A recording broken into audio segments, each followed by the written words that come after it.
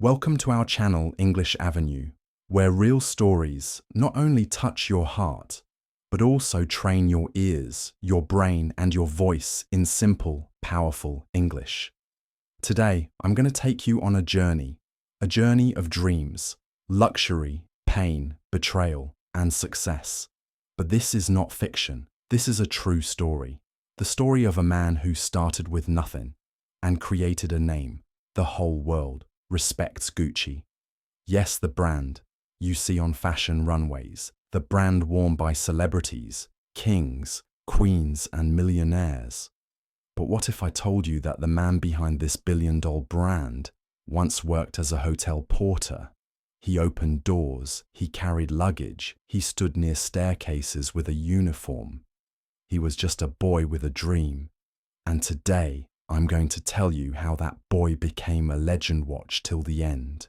And you will not only learn English, you will learn about life, business, struggle, and courage. You will discover how a vision can survive, even betrayal and family war. Every word in this story is spoken slowly, clearly, and simply, so you can listen, learn, and grow with every second. So now let's begin. Part 1. The Hotel Boy. Let me take you back to the year 1881. A baby boy was born in Florence, Italy. His name was Gucci Gucci. His family was not rich. They lived a simple life. His father, Gabriele Gucci, was a leather craftsman. He made small items with his hands, belts, saddles, bags.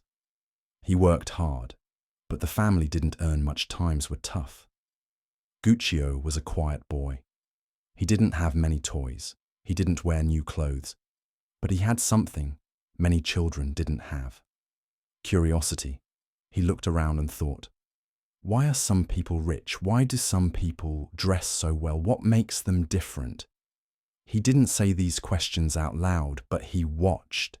He listened. He observed at a young age, maybe around 17 or 18. Guccio decided to leave Italy. He was looking for work, a better future, and something exciting. He went to London, the capital of England, and there his life started to change.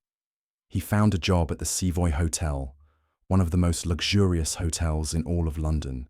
But he was not a guest. He was a porter. A porter is someone who helps guests carry bags, open doors, and sometimes clean or serve quietly. Guccio wore a uniform and stood straight near the hotel entrance, waiting for guests. Now listen carefully. This is the turning point. Most porters just do their job and go home. But Guccio, he watched. He observed every small detail of the rich people who walked into that hotel. He saw the way they dressed. He noticed their shoes, their coats, their leather bags. And that's when he had a thought: these people carry bags that show their class. Their style is not just fashion, it's status. What if I could make something like that? What if I could bring Italian craftsmanship into luxury fashion? That thought stayed in his mind, and the magic of Gucci was born in silence in his mind. While he was still wearing a hotel uniform for years, Guccio continued working. He didn't jump into business right away. He studied, not from books, but from people he watched, how the guests talked, how they held their bags, what they liked, what they hated. He understood rich people, how they think, how they shop, what makes them feel powerful. He was learning luxury just by watching it from the side. And during all this time, he never forgot his roots. He remembered his father's small leather workshop back in Florence. And one day, he decided to go back. Guccio returned to Florence in the early 1900s. By now, he was a man with a plan. He was around 39 years old when he finally opened a small leather goods shop. In 1921, he called it Gucci. At first, it was not a fashion brand. He sold high-quality leather bags inspired by the ones he had seen in the hotel. His goal was simple: bring luxury and style to Italy. using local craftsmanship, but it wasn't easy. He didn't have a lot of money. He worked every day, long hours with his hands, designing, stitching, selling. But slowly, people noticed his leather bags were beautiful, strong and stylish. They had class, they had elegance, and soon the name Gucci became famous in Florence. People didn't just say, "I need a bag." They said, "I want a Gucci." And that, my friend, is the beginning of a fashion empire. Part 2, the rise of Gucci. But while the bags were elegant, while the craftsmanship was flawless, the road to success was not easy. Guccio wasn't just fighting against other brands. He was also fighting against his own family's expectations. You see, Guccio wasn't just creating a business.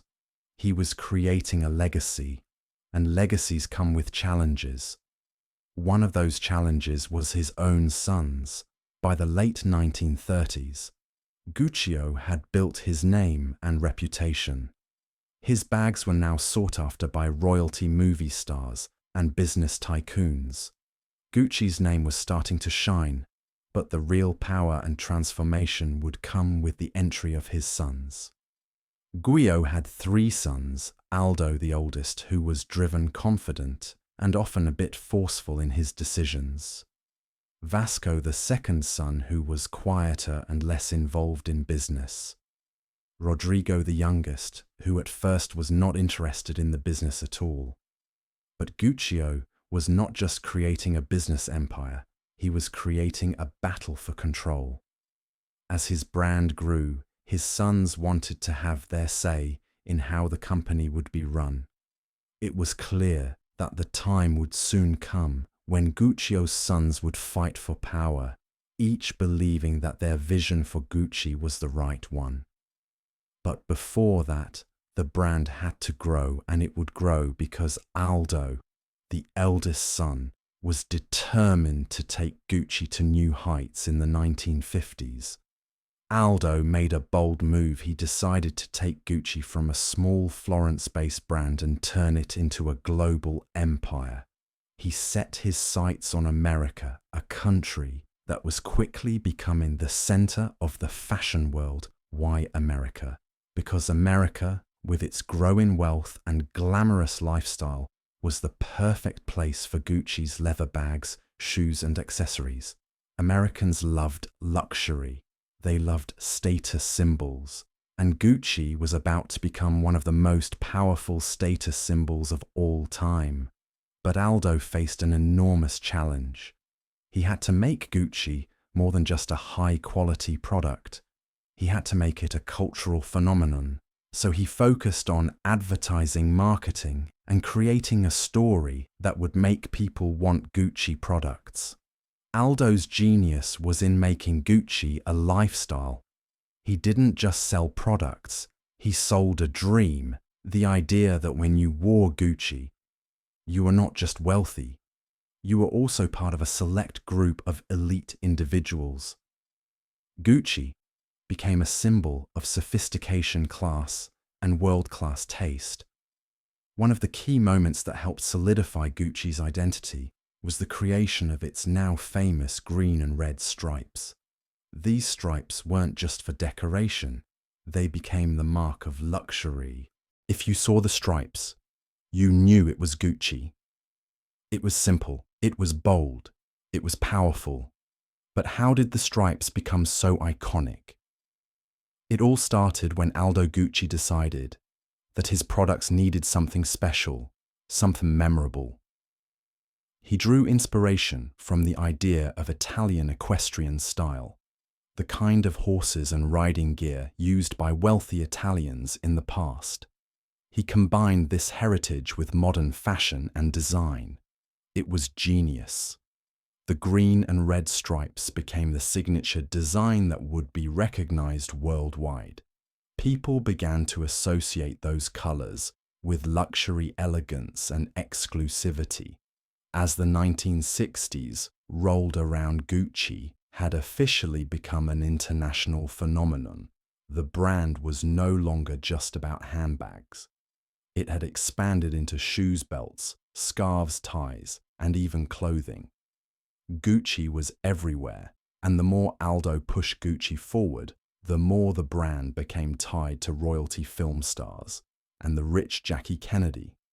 The wife of US President John F. Kennedy became one of the most famous people to wear Gucci. Her Jackie O bag became iconic. This wasn't just a bag, it was a symbol of power, style, and grace. Women everywhere wanted to look like Jackie Kennedy, and they wanted to wear what she wore. Gucci wasn't just a brand, it was a story. The brand's association with Hollywood grew stronger every year. Audrey Hepburn, Sophia Loren, and Grace Kelly were all spotted wearing Gucci. In fact, some of Gucci's designs were so beautiful, they were worn in movies as part of the costumes.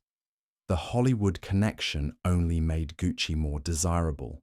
The more famous people wore it, the more it became a symbol of status. Gucci was no longer just a leather goods shop in Florence. It was a global powerhouse with stores opening in London, New York, and Tokyo. The dream that Gucci had started with a small shop was now a massive global brand. But while Gucci was rising in the world, something else was happening behind closed doors. The family was falling apart.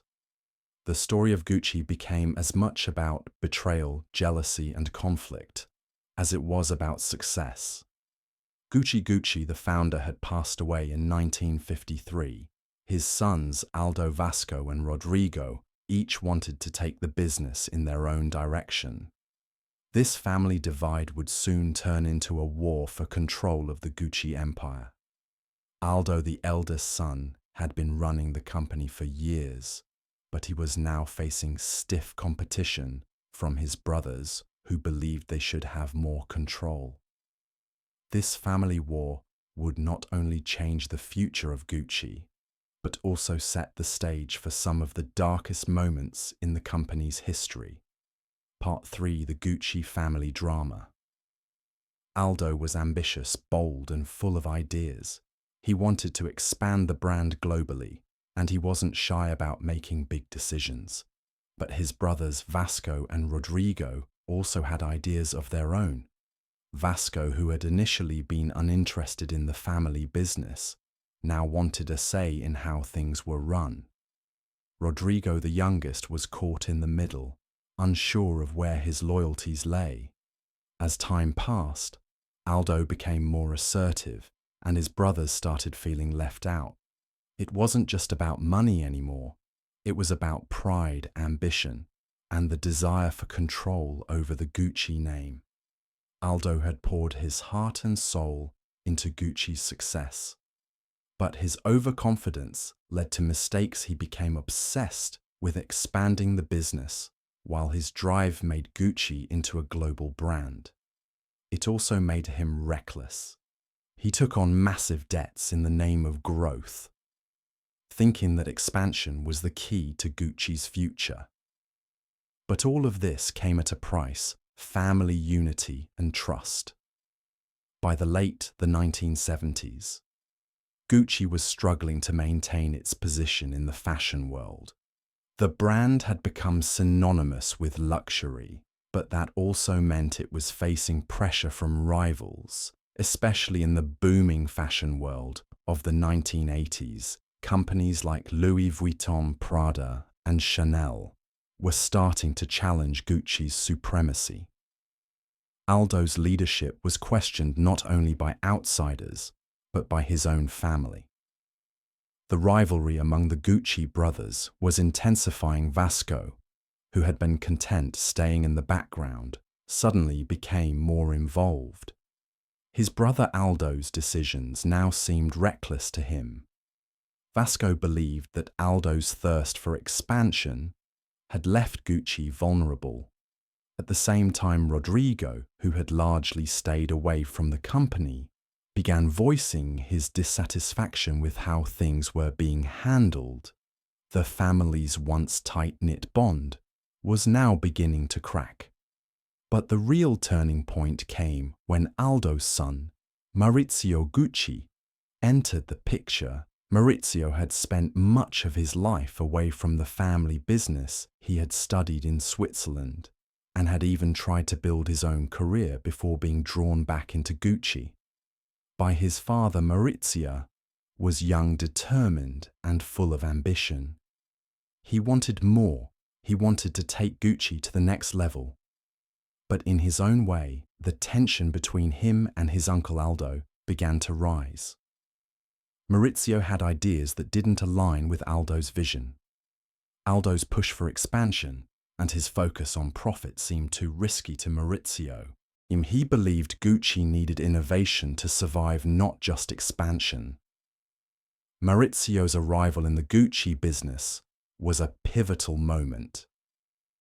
Maurizio was determined to make a name for himself, not just as a Gucci heir, but as the future leader of the company. But Maurizio wasn't just looking for change in design or marketing. He wanted to take control, and this meant he had to outsmart Aldo, and that's exactly what he did. Maurizio started playing a dangerous game. He befriended people who had conflict with Aldo, including powerful board members, and subtly began to build his own network within Gucci. Maurizio understood that the only way to take control of Gucci was to buy out his family, so he began using the family's wealth against them. With the help of outside investors, Maurizio's betrayal was swift and quiet. He made sure to keep his plan secret. One day Aldo found out, but by then it was too late.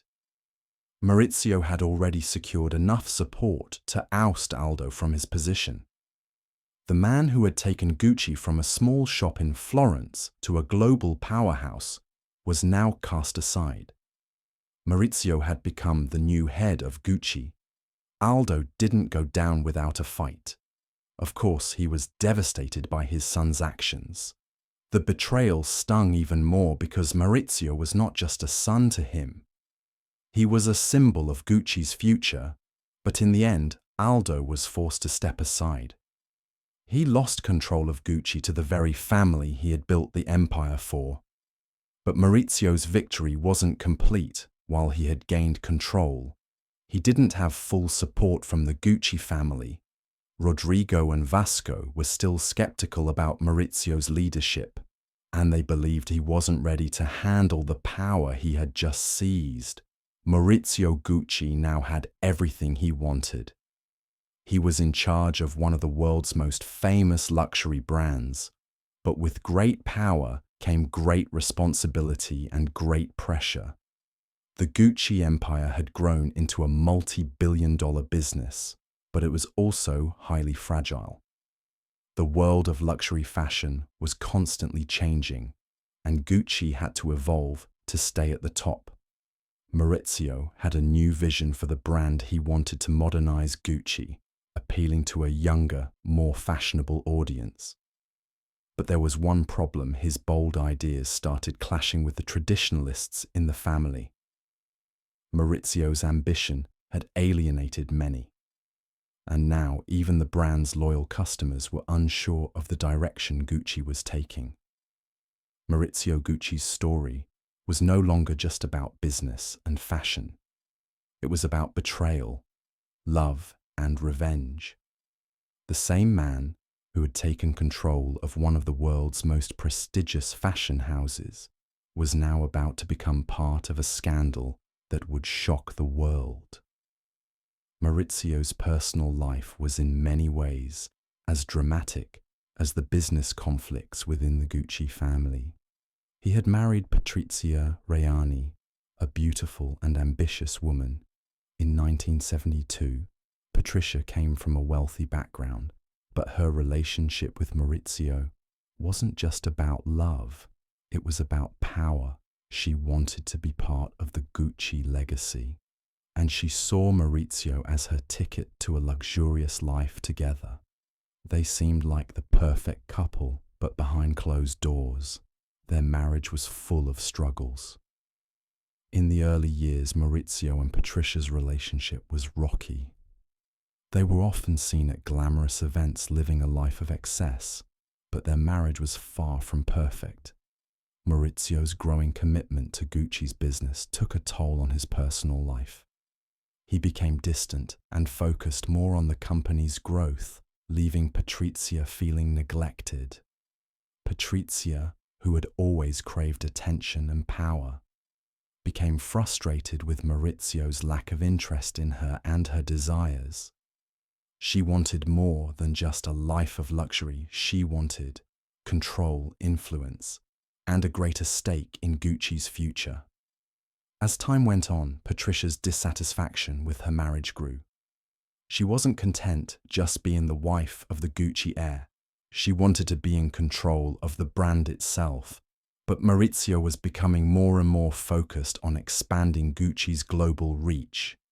He had already made significant moves to modernize the company. But his marriage was starting to fall apart. By the early 1980s, Maurizio had completely distanced himself from Patrizia. Their divorce became inevitable. What followed was one of the most public and bitter divorces in history. Patrizia felt humiliated and betrayed, and she wasn't going to let Maurizio get away without paying the price. The separation left her emotionally shattered, but also with a deep sense of anger and resentment toward her ex-husband Maurizio. On the other hand, seemed cold and uninterested in fixing their broken relationship. He was ready to move on, focusing even more on Gucci's future, while Patrizia was devastated by the turn of events. The tension between Maurizio and Patrizia grew to a boiling point. Patrizia's resentment was growing every day, and she could not shake off the sense of betrayal. She was no longer just angry at Maurizio for abandoning her. She was furious at how he had ruined everything she had built around the Gucci name. As the years passed, Patrizia began to develop an obsession with Maurizio's life, watching his every move from a distance and growing increasingly bitter. It was at this point that Patrizia began to plot. Patrizia didn't just want revenge in the form of a bitter divorce settlement. She wanted something far more shocking. She wanted Maurizio dead to her. This wasn't just about getting back at him for the divorce. It was about reclaiming the control she had lost when Maurizio had left her for another woman, and for the business, Maurizio's life was starting to unravel in the most dramatic way possible. Patrizia began seeking out hitmen to carry out her plan. She reached out to a former lover who had connections to criminal elements and began putting the pieces together for a murder plot. She didn't want just anyone to kill Maurizio. She wanted someone who could do it in a way that seemed like an accident or a random crime. She carefully chose the date and location planning to carry out the murder in the most shocking way possible. On March 27, 1995, Maurizio Gucci was walking into his office at Gucci's Milan headquarters. It was a typical day, and Maurizio had no idea what was about to happen. As he approached the entrance of his office building, a gunshot rang out, striking him in the back. Maurizio fell to the ground, unable to defend himself. His death was swift. He was shot 3 times, each shot hitting him in critical areas. The assassin, a man named Antonio Dantis, had been hired by Patrizia. He was paid to kill Maurizio as part of the elaborate scheme that Patrizia had masterminded. She wanted him dead. Not just for personal revenge, but to make a statement to remind Maurizio that he could not walk away for their past without consequences. As Maurizio lay dying on the cold marble floor, he must have thought about the family business he had fought so hard to build. He had made a name for himself in the fashion world, but now his life had come to a tragic and violent end. Patrizia, who had orchestrated the murder, was now free from Maurizio's shadow. but her actions would soon lead to a far more dramatic downfall. The murder of Maurizio Gucci was a sensational crime that immediately captured the attention of the media. The fashion world, which had been watching Gucci's dramatic changes, was now in shock. How could such a powerful and successful man die in such a violent and brutal manner? The investigation into Maurizio's murder was swift, and it didn't take long for the police to uncover the shocking truth. Patrizia Reggiani, Maurizio's ex-wife, was arrested and charged with conspiracy to murder. The evidence was overwhelming, and it became clear that she had been the mastermind behind the plot. Patrizia had planned the murder carefully, using her wealth and influence to arrange everything from the hitmen to the logistics. She had been driven by jealousy, revenge, and a twisted sense of power. Patrizia's arrest stunned the world. She had been the woman behind the glamorous Gucci image, but now she was the face of a tragedy. The once promising future of Gucci was now overshadowed by the dark legacy of a family torn apart by betrayal, murder, and revenge after Maurizio's death. The Gucci brand had to deal with a storm of controversy. The family squabbles, the divorce, and the murder that had unfolded so publicly had left a scar on Gucci's reputation. Many believed that the company would crumble under the weight of this scandal. But in reality, Gucci's spirit was too strong to be destroyed by the tragic events of the past. At the time of Maurizio's death, the Gucci brand was a bit stagnant. There were many challenges facing the company: internal conflict, lack of direction, and an increasingly competitive luxury market. Gucci's traditional image was beginning to feel outdated, and the luxury industry was changing. So the Gucci family was at a crossroads. Would they continue on the same path, or would they take a bold risk and reinvent the brand entirely? It didn't take long for new leadership to step in, and the first step was bringing in Tom Ford, a young designer from the United States. Ford's entry into Gucci marked the beginning of a new era for the company, an era that would completely revitalize the brand. Ford was bold, innovative, and had a unique vision. He was determined to transform Gucci into a global fashion powerhouse, one that was as cutting-edge as it was luxurious.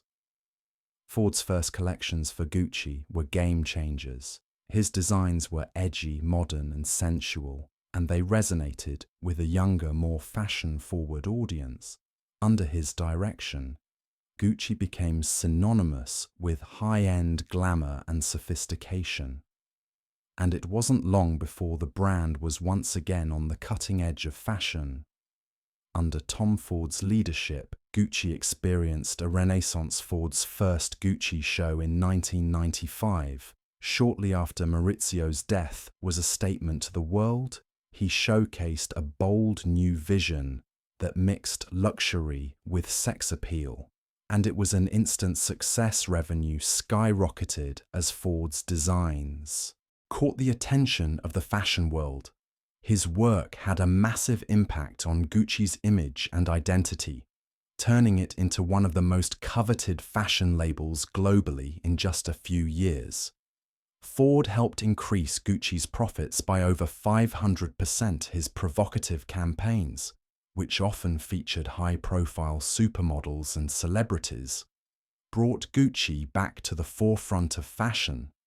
The brand was now known for its bold designs, luxurious appeal, and powerful presence in the fashion industry. Ford's influence was not just about design, it was also about marketing. He transformed Gucci from a traditional brand into a global fashion phenomenon. His use of advertising and celebrity endorsements helped solidify Gucci as a status symbol for the rich and famous.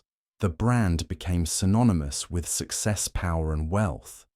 Gucci's rise under Tom Ford wasn't just about design and innovation, it was also about a financial explosion. In the late 1990s, Gucci's revenues exploded from around $500 million to $2.5 billion. The brand had officially bounced back from the crisis it had suffered. After Maurizio's death, one of the most impressive aspects of Gucci's resurgence was how it managed to capture the attention of a new generation of young, wealthy consumers as the 2000s progressed. Gucci became more than just a luxury brand. It became a symbol of modern success. Celebrities, musicians, actors, and athletes all wore Gucci, and it became an essential part of the fashion elite's wardrobe. By the early 2000s, Gucci was one of the most valuable fashion brands in the world. It was also one of the most recognizable names in global luxury, commanding top prices for its handbags, shoes, and ready-to-ear collections. In 2019, Gucci's brand value was estimated to be around $18 billion, and its annual revenues had surpassed $10 billion. This was a huge turnaround given that the brand had once been on the brink of collapse just a few years earlier. Tom Ford's reign at Gucci ended in 2004, but the brand's growth didn't stop there. Michele, who became Gucci's creative director in 2015, brought his own unique vision to the brand. He embraced gender fluidity, bold patterns, and a mix of styles that appealed to a younger, more diverse audience under Michele's direction. Gucci once again reinvented itself, and it quickly became one of the most talked about brands in the fashion world. His collections were filled with unexpected combinations of bold colors, floral patterns, and historical references, and they resonated with a generation that was seeking something different from the traditional luxury brands.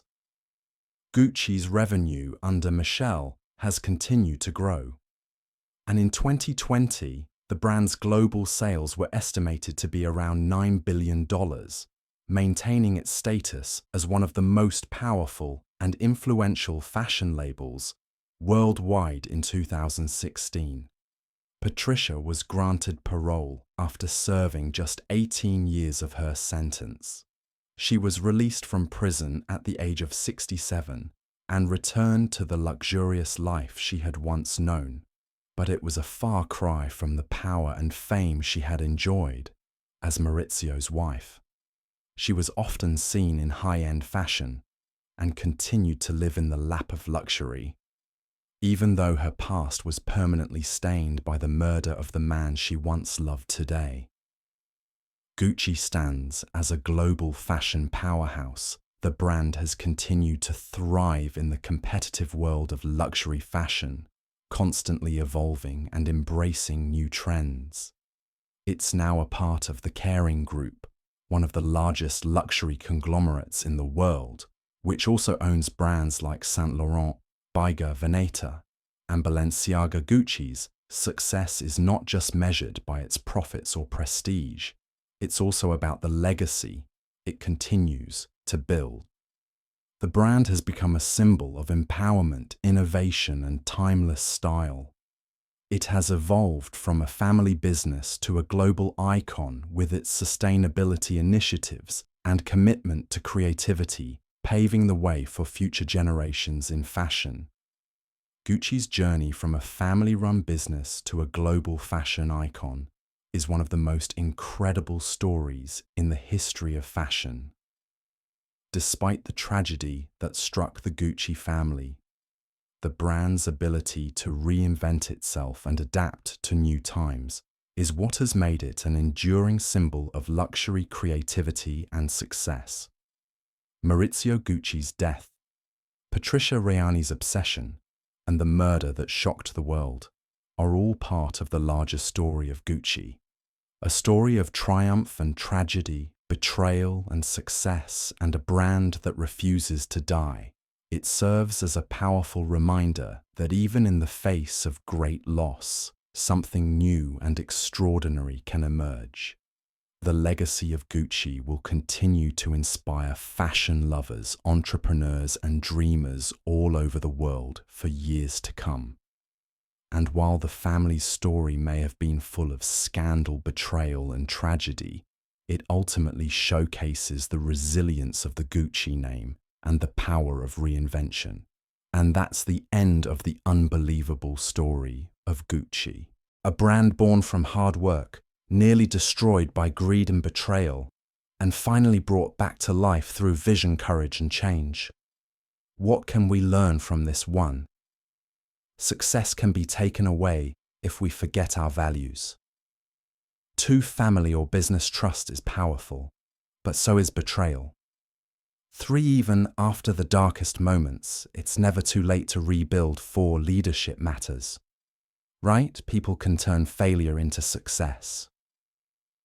Change is not the end. It can be the beginning of something greater. Gucci's story teaches us that life is not just about rising. It's about rising again after we fall. That's what makes a brand, a person, or a dream truly legendary. So whether you're learning English, building a dream, or just trying to find motivation in your own story, don't give up. Keep learning, keep moving forward, and remember, even the biggest success story started with pain, struggle, and a choice to keep going. Thank you for watching.